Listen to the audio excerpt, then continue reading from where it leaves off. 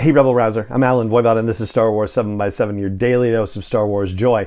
And thank you so much for joining me for it. And thank you especially to the patrons who make this possible for you every single day with their support at patreon.com/SW7x7. Alright, so we're going to talk about Star Wars Hunters again, but not so much about Star Wars Hunters as sort of a window basically into a broader topic. And the thing that we were talking about yesterday about sporting in the Star Wars galaxy, well, that kind of comes to bear in today's episode as well, because one of the things that is happening in Star Wars Hunters, one of the game modes that they are introducing is called Huttball, Huttball. Now, according to the Star Wars Hunters website, they say historically, yeah, actually, which is going to come into play.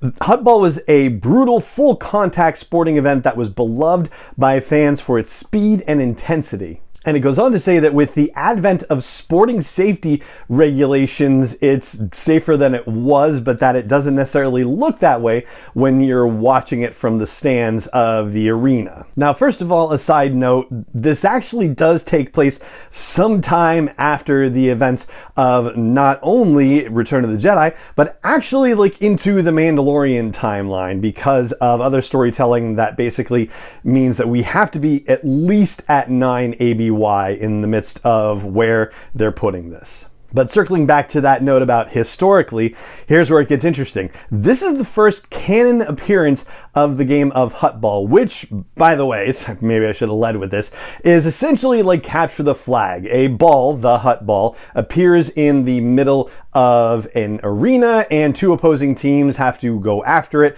try to retain possession of it and bring it into the other player's scoring zone or the other team's scoring zone. And if you look into the old expanded universe, now Legends, there's only one other situation where Huttball has appeared there as well, and that was for Star Wars The Old Republic, so that video game situation. Apparently this was a favorite game that took place on Nar Shaddaa, which is the smuggler's moon, and where the Hutts have a lot of fun. I mean, we didn't even talk about gladiatorial combat kind of sporting events in Star Wars, which definitely happened on Nar Shaddaa and a lot of other places. Asajj Ventress has been involved in them. Chrysanthemum, the Wookiee, has been involved in them. Not necessarily on Nar Shaddaa, but in other places in the galaxy as well. But the thing that got my head kind of all tangled up is if these characters in Star Wars Hunters are being introduced to us as actual characters who exist in Star Wars and who have a backstory that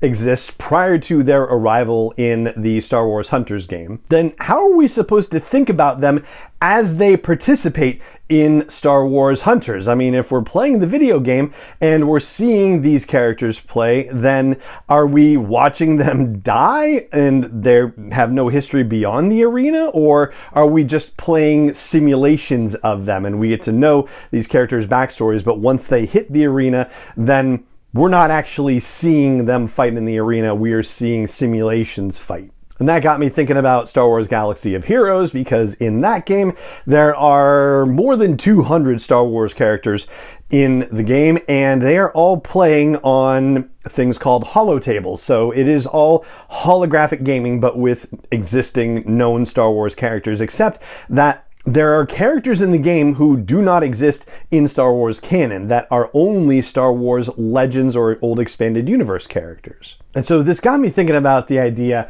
of Legends and canon, and maybe a different way to think about Legends is that, Legends still exists and people are still talking about this stuff, and it's just not necessarily the quote-unquote official story, but another way to think about it is the way that we have George Mann's, Star Wars, Myths and Fables and Dark Legends, or I'm probably mixing up the Myths and Fables and Legends across them, or, Ken Liu's The Legends of Luke Skywalker. Even though Legends may not be the official story of the galaxy now, it doesn't necessarily mean that those stories have gone away, and in a very real sense they haven't, since Random House Worlds has been publishing the Essential Legends collection, right? So they're not only not going away, but some of them are being reinforced, as it were. And maybe this idea breaks down a little bit when you start thinking about Jason and Jaina and Anakin Solo, right? Since in current canon storytelling, it's just Ben Solo and that's it. But I also kind of like the idea that somewhere out in the galaxy, somebody is telling stories about Han Solo and Princess Leia, and instead of knowing the truth about the fact that they only had the one kid, Ben, somebody's saying, oh yeah, they had 3 kids, and their names were Jason and Jaina and Anakin.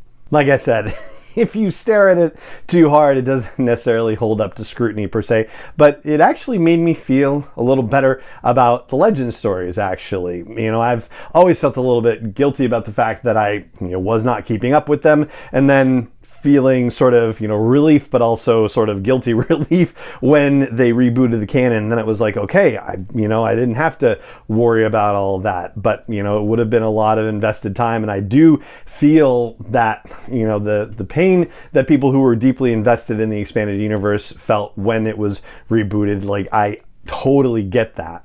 But thinking about it, in this fashion, and thanks to Star Wars Hunters, felt like it gave it a little bit more relevance for me, and I was actually appreciative of that.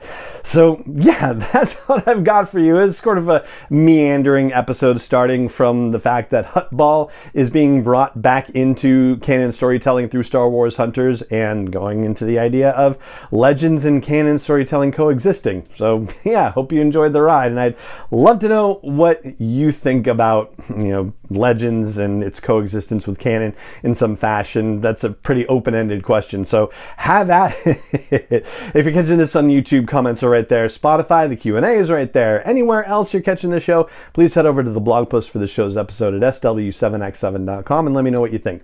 And that is going to do it for this episode of the show. If you enjoyed this daily dose of Star Wars joy, probably heard me say this before, let other people know. You can do that yourself with, online and in-person stuff. You can do that via algorithms with ratings and reviews and likes and subscribes and follows and joins, which would all be incredibly awesome. And you can even help support the daily production of this podcast. It doesn't take a lot, and every little bit helps. And you can find out more about that at patreon.com/SW7x7.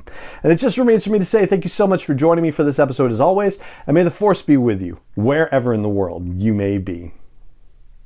7x7 is not endorsed or sponsored yet by Lucasfilm Limited, Disney, or 20th Century Fox, and is intended for entertainment and information purposes only. Star Wars, the Star Wars logo, all names and pictures of Star Wars characters, vehicles, and any other Star Wars related items are registered trademarks and/or copyrights of Lucasfilm Limited, or their respective trademark and copyright holders. May the Force be with them. All original content is copyright by Star Wars 7x7. We hope you love it.